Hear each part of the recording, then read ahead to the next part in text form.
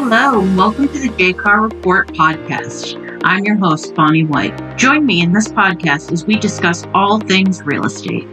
All right, we're joined here today with President Tim Upchurch for Johnston County Association of Realtors. Thank you for being with us today, Tim. Oh, thank you for having me. I'm glad to be here. Yes, we're excited to have you at our first official podcast. Oh, it's going to be fun. So today we are going to be talking about Back2Basics. That's one of your initiatives for this year. What made you decide to start this initiative for 2023? Well, we've had a lot of new agents come on board in the last few years, and our market was in different market than what we had experienced probably over the last 15, 20 years with COVID and the influx of so many people still needing homes and being able to help them do it. Our agents were kind of like basically order takers, a lot of them, and they didn't have to go out and find the people. They were finding them, which is a great problem to have. But the situation is now our market has shifted, and we see a lot of newer agents saying, well, the phone's not ringing. What do I do? How do I go get that client? How do I get that business? So I think for a lot of our newer agents and really for a lot of our older agents who maybe have forgotten how to go out and prospect, how to go out and build their brand, how to go out and become viable in the market. We just need to give that to our membership. Absolutely. I mean, a lot of people were saying that last year and during the COVID times, houses were basically selling themselves. And so now we have to go back to basics. Back to basics. And remember how to sell a house. So what does Back to Basics look like for you? Well, I think every agent needs to be aware that they are their own little business. They're the CEO of their own business. A lot of agents are relying upon their company or their broker in charge or maybe other agents to give them direction. And that's good. These folks will give you some direction, but you're in charge of your own business. So therefore, it all falls back on leadership, and the leadership inside your business is you. So you have to build your business. You have to build your brand. Absolutely. And how would you suggest people would start to build their brand? Well, first of all, you have to see what's in the mind of the consumer. What is the buyer and seller looking for? And do they really understand what you do? A lot of their misconceptions are that, you can't help them with certain homes or with new homes or this home or that home, or you can't help them in the next county. You can only help them locally. So those misconceptions, you have to educate your buyer and seller. And that you also have to tell them what you do. You have to explain what you do and how that helps them, because they're looking for help. They're looking for a realtor for two reasons: to either help sell or buy a home. And number two, they're looking for a realtor they can trust. And a lot of times we don't give them the reasons to trust us. And so how do we do that? We have to build upon that. We have to build our brand. I think one of the first things is come up with what you do for your buyer or seller. What are the things that you can do? And I'm not talking about the physical things or the day-to-day things, but, first of all, can you help them save money? And absolutely. You can help them negotiate a contract that would help to save them money, perhaps, or help them with financing that they're unaware of, or putting them in touch with a good financial mortgage officer who can help save them money, get them perhaps a better deal than they could get on their own by calling online, getting someone local. You can reduce the stress that they're going to have. It's very stressful to sell your home. It's one of the top 3 or 4 things in our life that happens, other than death and a divorce, that puts stress on people. So how do you help reduce that stress? Tell them how. See, I'm going to reduce that stress. You have to tell people what you're going to do. And there's many ways to make that happen. How can they get the house? How can they get the house they want? How can they comb through the 20 or 30,000 listings that we have in our market? How can they find that perfect house, and how you can go through and help educate them on important things to be looking for and send them lists of homes. how can you get them to close? Sometimes it's easy to write a contract, but it may be even easy to get that contract accepted, but how do you get them to close? That's just one half of our job. The other half of our job is to successfully maneuver them through the inspection process and get them through the mortgage process, the closing process, and on to a successful close, and they get the keys at that closing table. They don't know how that works. We do it a lot, so therefore we understand, and it's kind of second nature to us, but we need to tell them. And the way you do a lot of this stuff is you produce a list of things you do, and maybe a list of things that they maybe have not even thought about. So those are some things that we need to do to start building our brand, because your brand is you. You're the owner and you're the CEO of your own company. And so how do you do that? And these are some ways to start. So I think the second part of that is, how do you stand out in the crowd?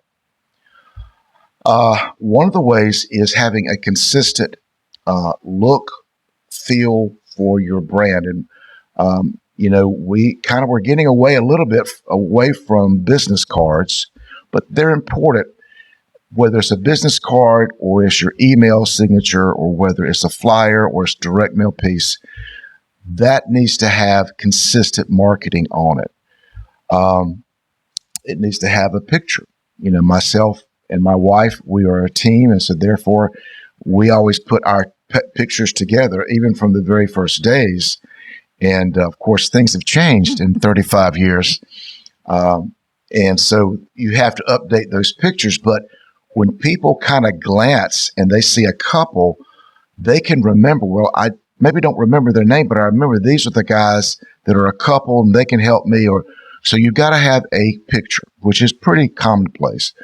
But that picture has to be consistent. You don't need to change it very often. Now, of course, you change it when you get older. If you get gray hair and you go to another color hair, you probably need to be consistent with that. I laughed. Back in the old days, we used to have the glamour shots. You remember those? I sure do. And I would really laugh at seeing some of the realtors come in with glamour shots on their business cards because they look like movie stars. And I'm saying, and I would maybe not know this person, and I would meet them for the first time, and I said, "Man, you do not look like your picture. You look like a movie star." So I think our pictures need to be realistic. That doesn't mean that we do let someone who's not professional take our picture. We need a professional to take our picture. So a consistent picture. The second thing is the color scheme. Now mine is red. I'm a Wolfpack fan, so go Pack. Yeah, so I always use the red as my background on just about anything and everything I do. So now I've got two things that identify me. I've got a consistent picture. I've got a consistent color. The third thing is my phone number. I've had the same phone number for almost 25 years now. And I had this phone number back in the day when we had Nextel. I'm really telling my age now. But, the old voice to talk, all the contractors had it, and I lobbied for a really good number, and I got a really good number. But that number needs to be consistent, okay? It needs to be something that you don't have to, if you can actually, when you get a new phone, go and ask the folks that are assigning the phone numbers to give you the list of numbers that are available. They'll tell you that if you ask. There's not going to be an extra charge, but it may take a few minutes to get that number that's more of a easier number to remember because, again, people remember numbers. So now you've got consistent picture, consistent color, and now you've got a consistent phone number. One of the last things is your email address. A lot of times we work for different companies, and different companies have their own emails. And that's good. That's wonderful. But honestly, I've probably worked for 5 different companies in my career, maybe more. And so if you use a company email, I would recommend that you get your own. Mine is tim@timupchurch.com. Go to GoDaddy or one of the other providers for URLs and see what's available.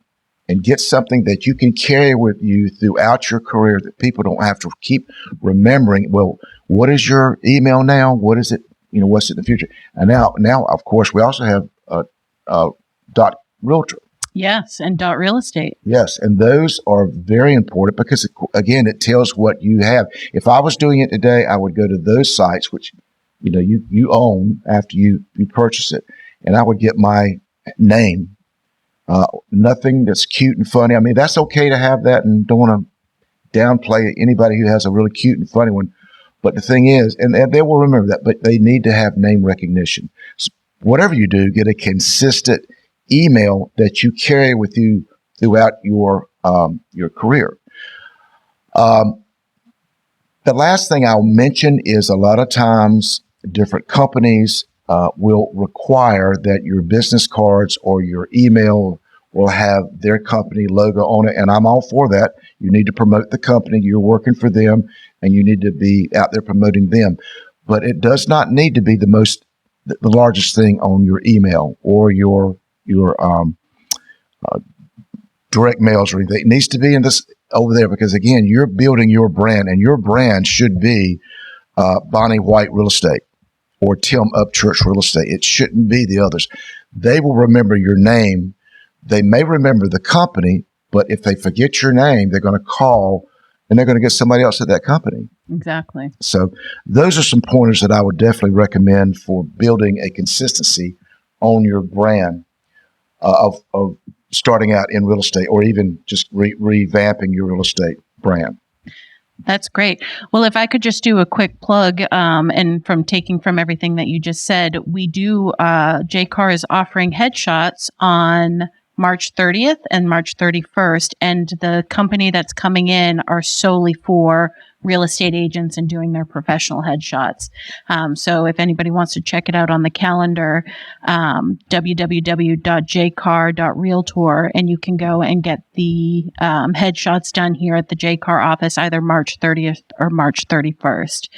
Also, what I took from that is that, you do have to invest in yourself. And that might be a financial obligation, but you have to invest that money into a brand, into a logo, into your headshots, into a GoDaddy account, in order to have that memorable, your name, your color, your photo, and everything like that. So am I kind of in the right direction on that you have to invest? 35 years in the business, I still get calls from people I sold houses to in my early years. Mm-hmm. And the reason they do, because they don't have a hard time finding me, because I send them consistent information that stays the same.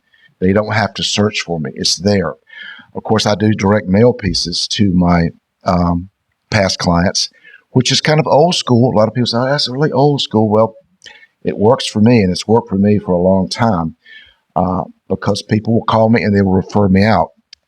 So anything that you send people will have this consistent theme, consistent brand that you've put on each piece of either direct mail or your email signature or your card or social media. We didn't talk about that. The social media, it's a little harder to do that, but you can, if you have a business site such as Facebook, you can make that consistency there also, having the same information, the same things that we talked about. And that's important for people to be able to find you. I would also say that as you're going through this, you've got your brand now, and you hopefully will have some past clients. The next thing to do is to start marketing to those past clients and putting those past clients in the CRM.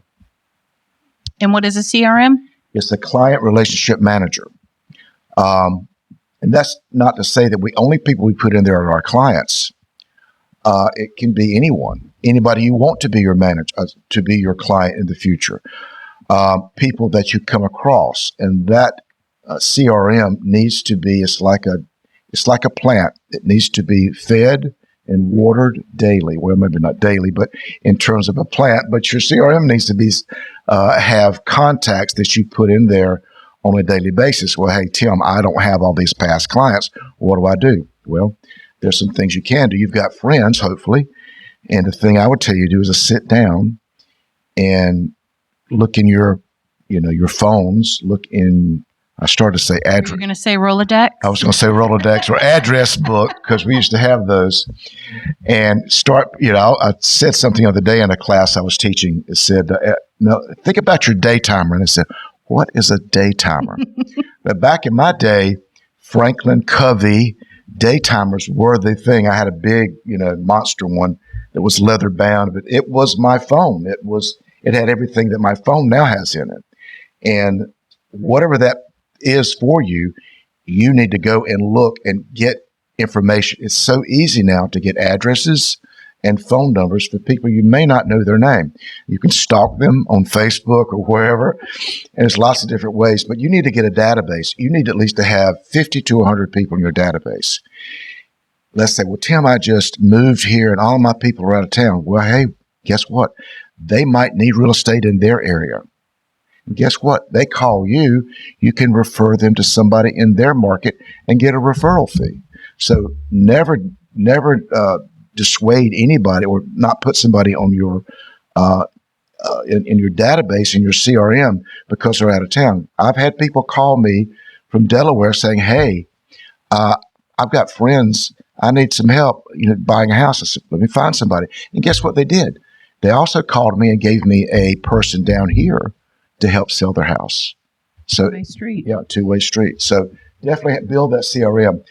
If you don't, another way of effectively feeding that CRM is to find a neighborhood, a geographic farm. And I would find something that's close to you. And there's a whole pattern, there's a whole science to getting a CRM, to a geo database, a geographic farm. We maybe won't go into all that detail at this point. We can do that for a later podcast.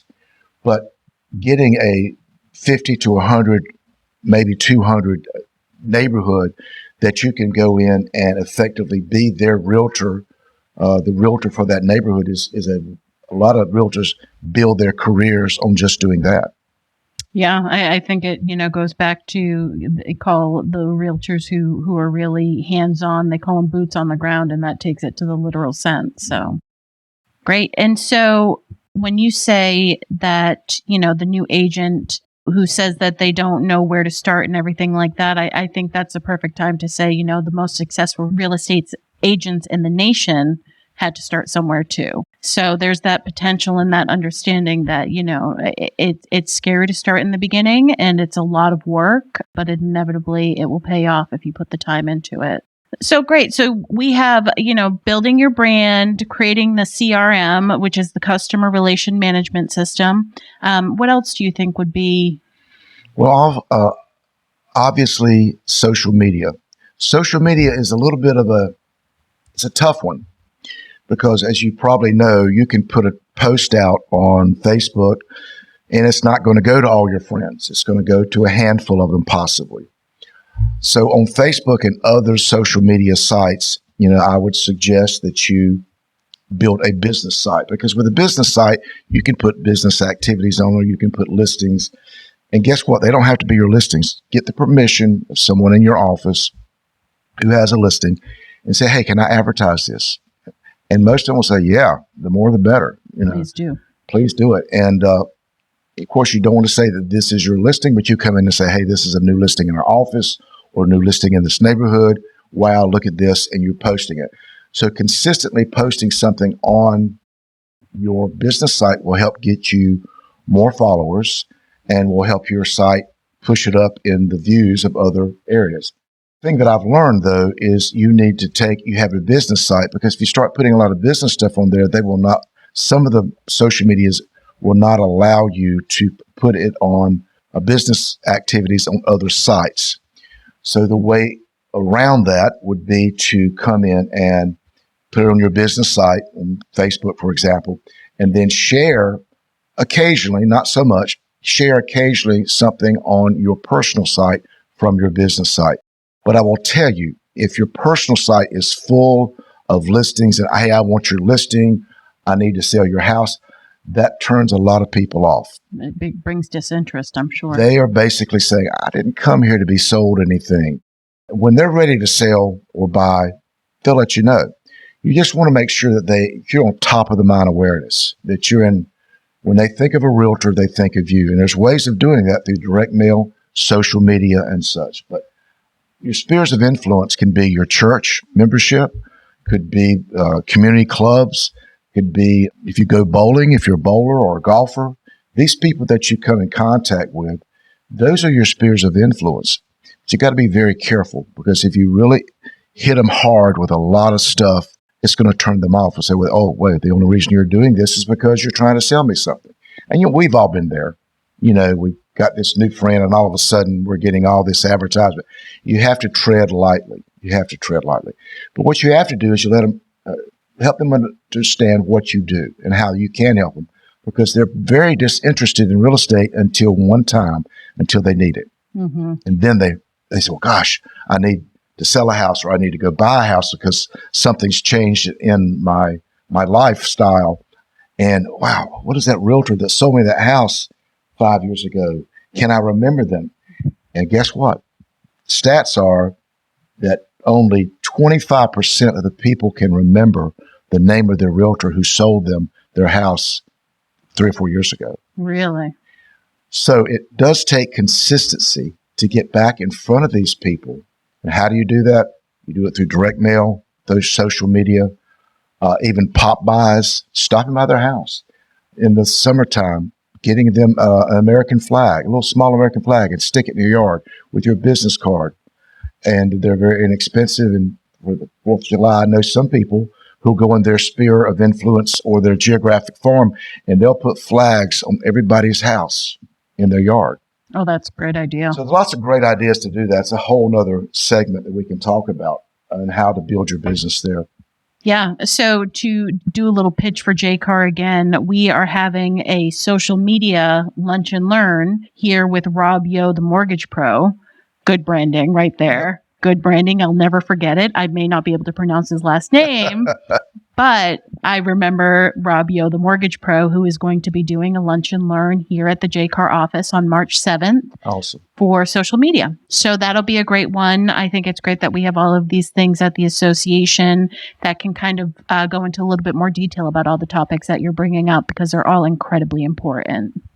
So I think at this point, we definitely are realizing that we're going to have you back to go into a little bit more detail. But leave us with, what are your final thoughts on things for those who are brand new? They're nervous. They really need that guidance. What would you suggest for them? Well, I would think any new agent needs to lean upon the training that the company they're with gives them. If the company is not giving them training, or there is, maybe a lack of some training, research, go out. There's plenty of stuff online that will give you good training, plenty of trainers. And guess what? Most of it is pretty much free. Go to YouTube, just put training real estate. You'll get a ton of stuff. And a lot of the stuff they give away. But I would also recommend to get a mentor.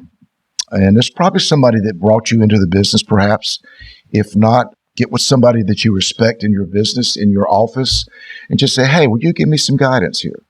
And just ask questions. And by all means, if anyone has any questions of me, they can give me a call or email me or whatever, and I'll be more than happy to give them some pointers. But some ways that they can start getting out there and pressing the flesh, as we say it, in kissing babies, as all the politicians like to do, is go out and go to all of these wonderful free lunches that we have at all these new home sites. They're free. And you get to learn the market. You get to see what's out there. You see what the new market is, the new home market is. So anytime there's a free luncheon, go to it. Go see what the market's all about. See what the prices of those houses. See what those homes offer. The second thing is hold some open houses. You may not have any listings, but I will tell you that in my office, if I have a new listing, anybody in my office can have it. I do not want to sit at an open house. But if an open house, which is a whole nother thing, if it's done properly, you can have a tremendous amount of possibilities of buyers coming into that open house. And you have to gather their information. And guess what? They go in your CRM and you start marketing to them. You start telling them you're the best thing since sliced bread as a real estate agent. And when it's time, they're obviously looking, may not be for right now, maybe it's down the road. But you can hook them up with a loan officer and just really help them in many different ways. So open houses are good. And there's lots of other different ways that you can start in this business from zero. If we parachuted you into Oshkosh, Wisconsin, and say, okay, make a living as a real estate agent. Some of these same principles I'm talking about here, if you implement them, you can be up and running within a couple of weeks easily. That's great. That's great. Great advice. Well, Tim, we really appreciate you coming in today, and we greatly appreciate your presidency this year and all the things, all the Back to Basics and everything that you're bringing to the association and to the realtors in Johnston County. And we thank you for your time. Thank you very much. I'm looking forward to getting our membership trained and helping our membership in any way we can. Yeah, and we're looking forward to having you back here. All right. Thank you so much. Thank you. All right. Bye-bye. Bye-bye. All right. Well, looks like we've wrapped up our first ever podcast here at the J Carr Report.